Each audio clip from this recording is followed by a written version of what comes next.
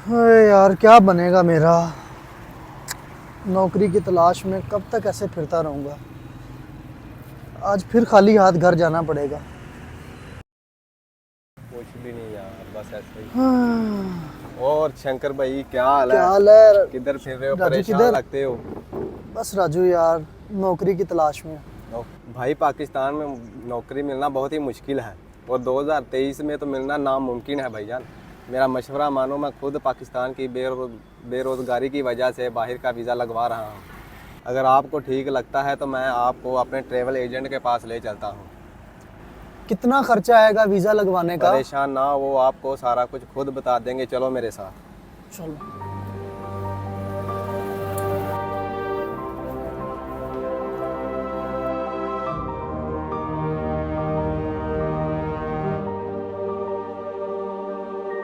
अस्सलाम वालेकुम।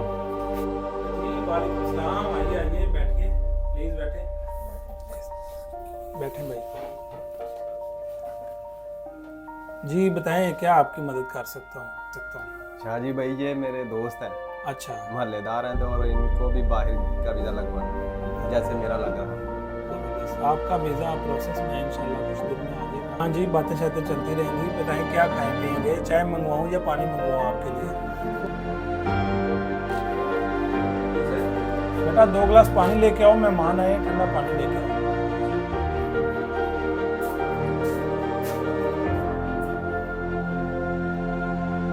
जी भाई, आप बताएं क्या परेशानी है आपकी? मैं आपके किस काम आ सकता हूँ? भजन, बात ये कि मुल्की हालात की वजह से कोई रोज़गार का ज़रिया नहीं है।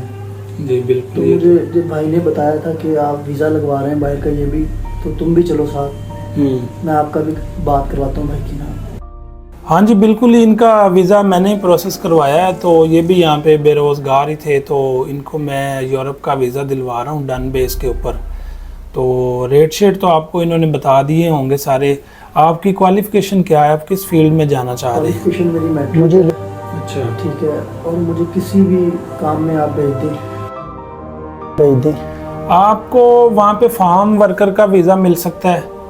इसके अलावा आपको ग्रोसरी स्टोर पे आपको कोई काम का मिल सकती है जॉब, क्योंकि आपकी जो क्वालिफ़िकेशन है वो कम है, तो उस हिसाब से आपको जो डेली वेजेस पे वर्कर्स हैं उनका काम मिल सकता है। तो उनका जो आजकल रेट चल रहा है ना, वो फार्म फ्रूट पिकर का जो है, वो जो ये मैं कनाडा की बात कर रहा हूँ, तो वहाँ पे तकरीबन कुछ 70 से 80 लाख रुपया लेते हैं।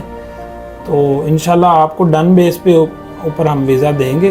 अब बेटा वो फाइल्स लेके आओ जो वीज़े वाली है ना, जो कल हमारे वीज़ा इशू होके आए हैं, जिनके पासपोर्ट स्कैन लगी है, वो ज़रा फाइल लेके आओ मेरे पास।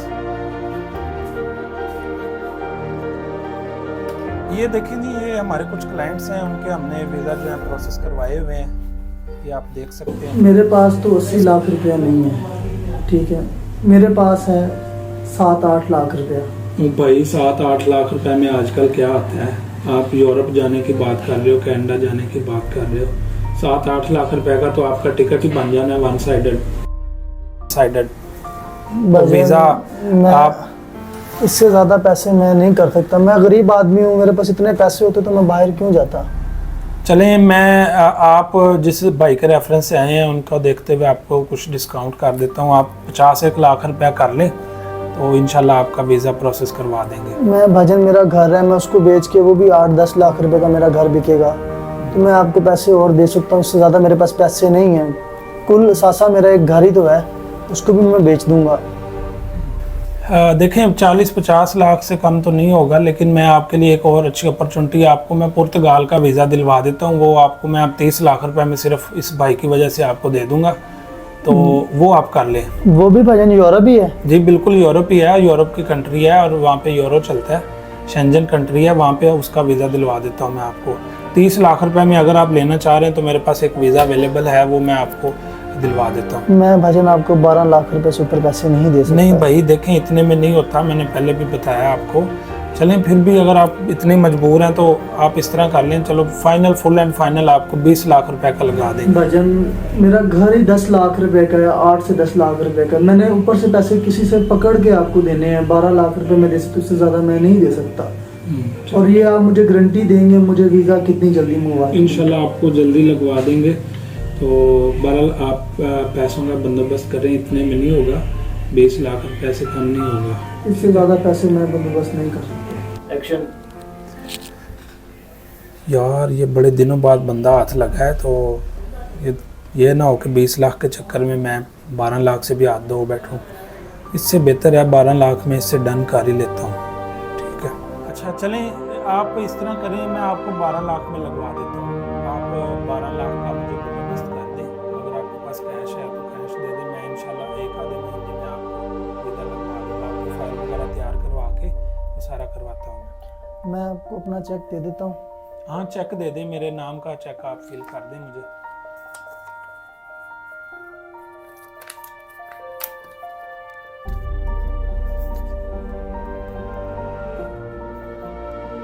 चलिए चेक मैंने आपको दे दिया। ये आपने मेरे नाम का लिखा है, कैश हो जाएगा जी? जी हो जाएगा कैश। चले मैं इसको अपने अकाउंट में जमा करवाता हूँ। जैसे ही पैसे मेरे अकाउंट में आ गए तो मैं आपके वीज़े को काम शुरू करता हूँ। ठीक है जी, बहुत शुक्रिया जी, मैं आपको फ़ोन पे बता दूँगा। जी ठीक है, बहुत शुक्रिया। जी सर जी। अब बेटा बड़े दिनों बाद मुर्गा हाथ लग गया, 12 लाख की दिहाड़ी लगी है, फटाफट चेक कैश करा के जी लिया। 12 लाख की दिहाड़ी ला हाँ, वो लीजिए। तो जब ताजी फिर मैं भी फटाफट कैश करा के लिया, कैश करा के लिया। फटाफट। जी तो व्यूवर्स, जैसा कि आपने देखा, एक ट्रैवल एजेंट के हाथों एक गरीब और शरीफ आदमी जो कि बेरोज़गार था 12 लाख रुपए का फ्रॉड करवा बैठा।